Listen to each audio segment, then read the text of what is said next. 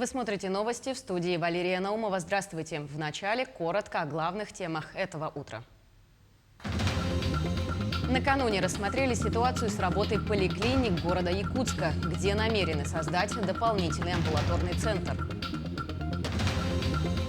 Подписан указ о соблюдении дополнительных мер безопасности. Наш корреспондент подробно узнал о нововведениях.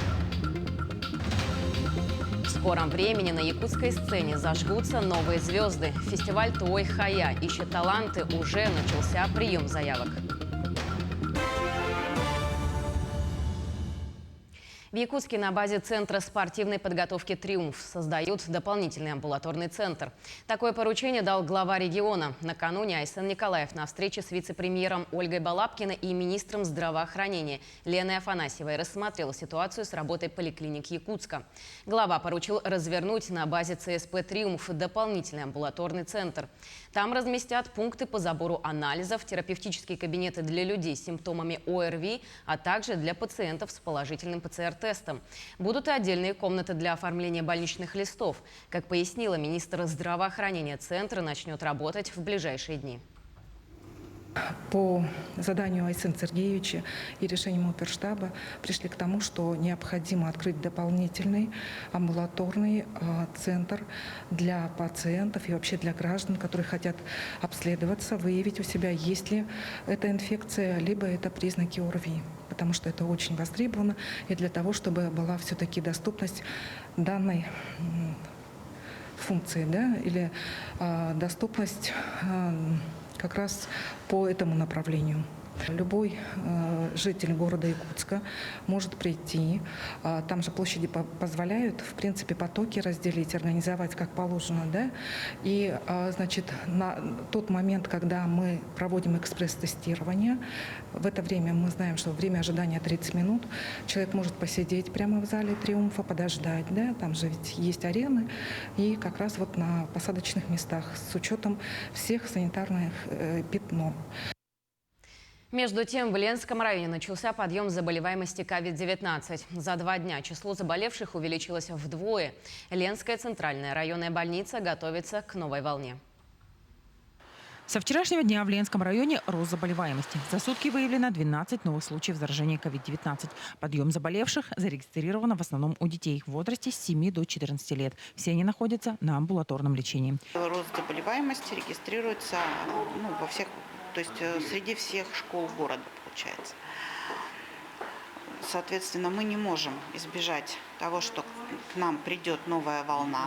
Из того, что мы сейчас можем наблюдать, уже следует вывод, что большая нагрузка все-таки это высокая заражаемость, но не тяжелое течение у привитых.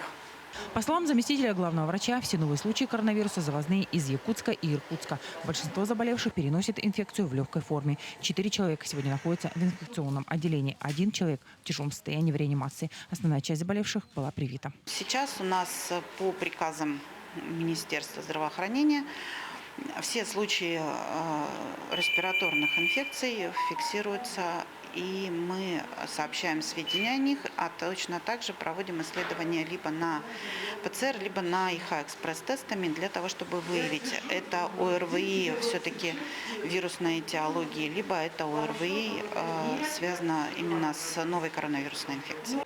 Сегодня в Ленской ЦРБ врачи готовятся к новому наплыву пациентов. На базе поликлиники создан колл-центр, куда могут обратиться ленчане с легким течением заболевания, получить консультацию по телефону и открыть больничный лист. С начала этой недели звонков на номер колл-центра стало поступать в разы больше. Участились звонки по поводу рецептов. Звонят по поводу температуры очень много, контактные с больными. НКВИ. Звонки на дом врача, вызов на дом врача вызывает много.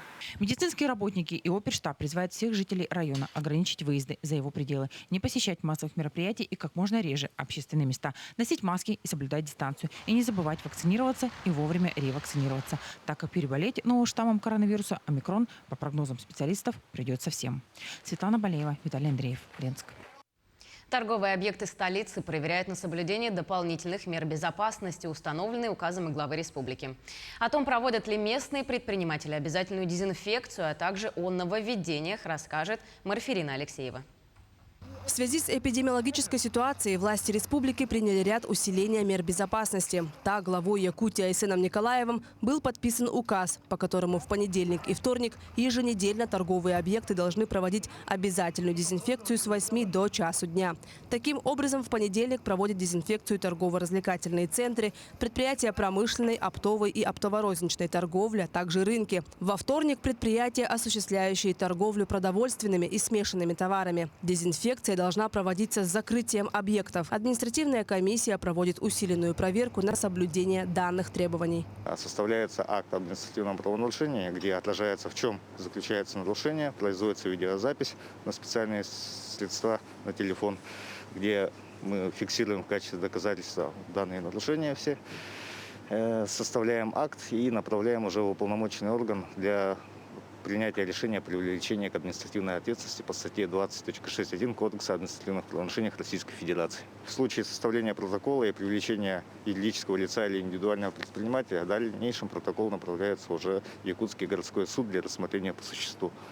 В ходе рейда, как оказалось, большинство магазинов все же проводят обязательную дезинфекцию. Но при этом каждый день, через 4 часа мы магазин все равно моем, проводим генеральные уборки, пользуемся средствами, которые прописаны по Санпину. Журналы все ведутся, дневники все ведутся, сотрудники температуру проверяют. И, конечно, мы входим в положение и даем маску обязательно. Однако случаи несоблюдения также зафиксированы. Причина, со слов сотрудников магазина, неосведомленность. На нарушителя был составлен акт об административном нарушении. Часто горожане сами проявляют гражданскую активность и сообщают сотрудникам мэрии о нарушениях в торговых точках. У нас есть очень активные общественники, граждане, которые, если видят нарушения, то отправляют нам сразу и информируют о том, что есть вот такие вот точки, да, которые работают, когда как они должны быть закрыты.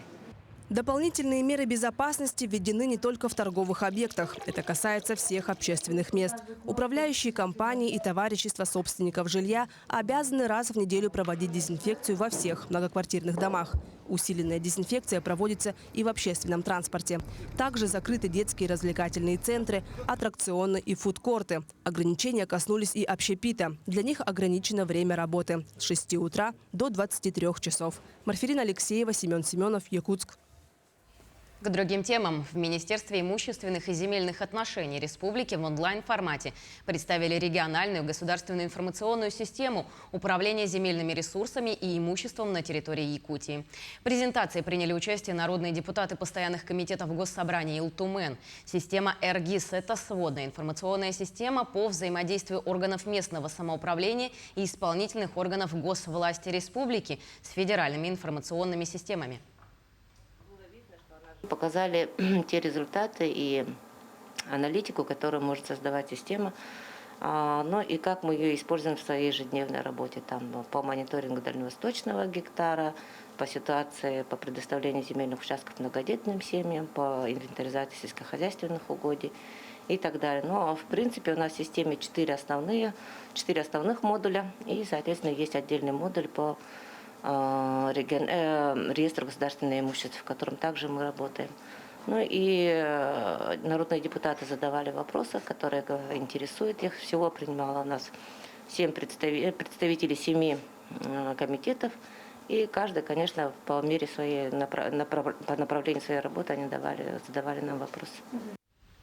Бойцы студенческих отрядов республики смогут работать в 4 регионах страны в 2022 году. Отмечается, что упор будет сделан на строительные студенческие отряды. Более 600 ребят направят работать в промышленные предприятия. В прошлом году бойцы строительных отрядов приняли участие в строительстве жилых домов в Якутске, онкологического центра, круглогодичного лагеря «Полярная звезда», инфраструктуры промышленных месторождений в Мирнинском и Алданском районе. Фестиваль «Твой Хаяс» снова ищет таланты. Это один из множества проектов, которые поддерживает компания «Алроса». Под патронатом компании реализуют десятки общественных инициатив, направленных на сохранение и развитие культуры народов Якутии.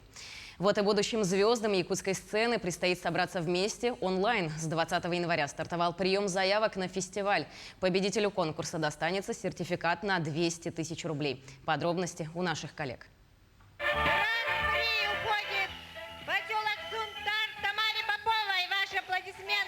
30 30 лет республиканский фестиваль «Той-Хая» проходит в селе Арылах. В Мирнинский район съезжаются таланты со всей Якутии. Благодаря конкурсу родились звезды якутской эстрады. Ангелина Файрушина, Павел Семенов, Иннокентий Васильев, Виталий Ачиров, Гаврил Николаев и другие.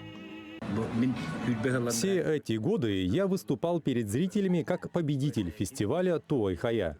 Сегодня очень много конкурсов, но многие забываются. А фестиваль «Той-Хая» проходит ежегодно.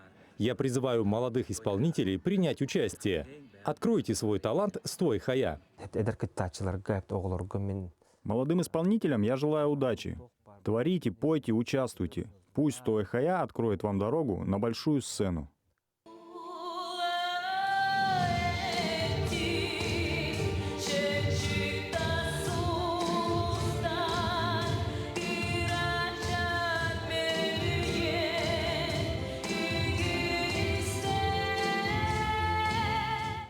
В 2021 году обладателем гран-при стала Инна Донская. Девушке вручили сертификат на 200 тысяч рублей.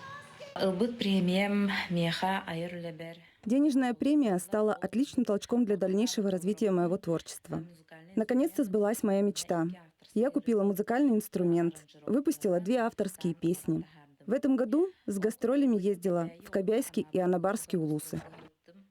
В этом году призовой фонд более 400 тысяч рублей. Победителю достанется половина. Лауреатам и дипломантам вручат денежные сертификаты. А еще участников ждут дополнительные призы. Какие? Секрет. Прием заявок стартует 20 января и продлится до 5 февраля. Первый и второй тур конкурса пройдет в онлайн-формате. Положение и форму заявки можно скачать на нашем официальном сайте toyhaya.ksk.ru. Участники отправляют анкету. Для участия в первом этапе отправляется 1 песня на якутском языке на выбор участников. Участники, прошедшие во второй тур, отправляют еще 1 песню, также на якутском языке, патриотическая.